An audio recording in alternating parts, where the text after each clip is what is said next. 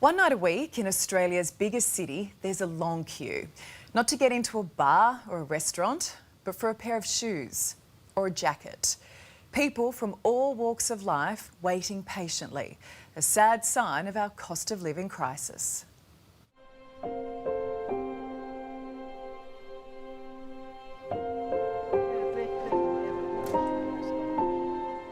Where have you been? You've been playing up. You're on a special coffee. I mean, how are you? You all right? It's more like a family, and it gives people more confidence in themselves that they're someone to talk to. It's not unusual to see a lineup in Sydney's CBD, but this one's here every week, and it keeps getting longer. These are probably the only things I have at the moment. So. Are you coping okay? Yeah, definitely. Only just, but yeah. But yeah, these people here, it's a bit like Christmas, isn't it? Like that sort of thing. Yeah, they're so grateful and so helping. And yeah, it's always amazing. At the end of the line is a ute full of bags, and inside are free, clean outfits. They're mainly brand new clothes, which no one here can afford to buy. When you're homeless, there is no such thing as good clothes, because those clothes go rotten. They get stolen. Our view is that there's nothing different between someone who's homeless and someone who's housed, apart from a key to a safe place at night. Olga and Chris come here with their clothes every Tuesday night. What they've created is heartwarming, but at the same time, incredibly sad. You've done it, Darren. You've finally got him. That's it. We just went out to Woolloomooloo one night and offered clothing to people, and we haven't stopped. And that's our story. Did you get anything in the truck, my guy? It's a story which now stretches 6 years, but is really only just beginning.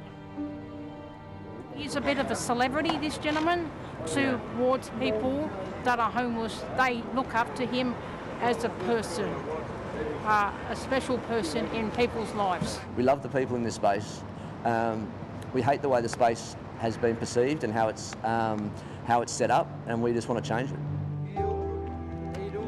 Pass It On, as it's known, takes from the top end of town and gives to those who've fallen to the bottom. The policy is simple: no rips, no stains, no tears. Before we start tonight, we tell everyone who's with us, we have to be the best half hour of the day or the week. And what we mean by that is the well-being of that person is almost more important than the clothing. The queue starts long before the clothes arrive. My name's Nat. I work for a pleasure to meet you. Yeah. And what's your name? Jeff. Jeff. Yeah. Jeff, do you come here often? I'm a homeless brother, so yeah, I come here on every Tuesday night. Mate, what do these clothes mean to you? Yeah, they mean a lot, everything to me, sort of thing. I've lost everything. I've been homeless for about probably 18 months. I've lost everything. My job, where I was living at. I brought a car to live in, and my car was stolen from Well, it gives me a self-esteem, makes me have self-esteem, gives me an adrenaline rush. They love it because they get to wear what they want in their size, and I suppose what that gives them is a little bit of control over their life, you know. Yeah, it makes me feel, that I'm doing something for someone that is in desperate need. Olga and Chris say they've never worked harder. Pass It On now goes to 5 different locations. There's even shop fronts, and soon they'll launch an academy to train and employ those who accept their clothes. But at the end of the day, there's only so much they can do. We hear all this talk about current cost of living crisis, and given you've been doing this over 6 years, have you seen this problem get worse? Yeah, absolutely. I mean, by 10x. I mean, we were 11 pieces on our first service. We do 1,000 a week now. And he's given me beautiful jackets that the millionaires couldn't even afford to buy.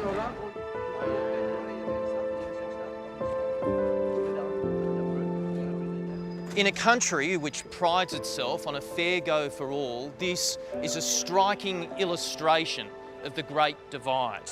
A line not only in the heart of Sydney's CBD, but one that's literally on the doorstep of the Reserve Bank of Australia. As for those politicians who could really make a difference here, they're just a 2-minute walk down the road. Do they turn a blind eye? They've never looked. Like they've walked past us for 6 years. Right? They don't care. If 2 people can make this much difference, it makes you wonder what we could do as a nation. Everyone's human. Everyone deserves a go. You know, it doesn't matter what the situation is, because for all we know, you could be in need, you know, one of the homeless, or even you were you. You know, no one can say we can never be homeless. Every conversation was built around if you come back, if you do this, if you do this. And I remember speaking to Olga one day on the way home and saying, do you find it odd that that happens? And we realised that everyone had been let down so often that we couldn't do that. So we never miss a service. Like, we have not missed a service. Rain, hail or shine, it doesn't matter. We will be here and we'll provide clothing. And that consistency, I think, has garnered respect from the community, and it also shows them we care. We've got to let you go and try these clothes on, yeah? Definitely, brother. Have a good night. Put them in your bag so you don't lose them. Definitely, brother. Yeah. Have a good night, brother. Yeah, no, you too. Yeah, same to you, Chief. You stay safe and warm, yeah? Yeah, definitely, brother. Same to you, buddy. Take care. Okay. Thanks, fellas. Have a good night, eh? Wow, great work by really great people there. And Pass It On relies on donations from clothing companies. If you can help, please get in touch. Right now the need is socks and jocks.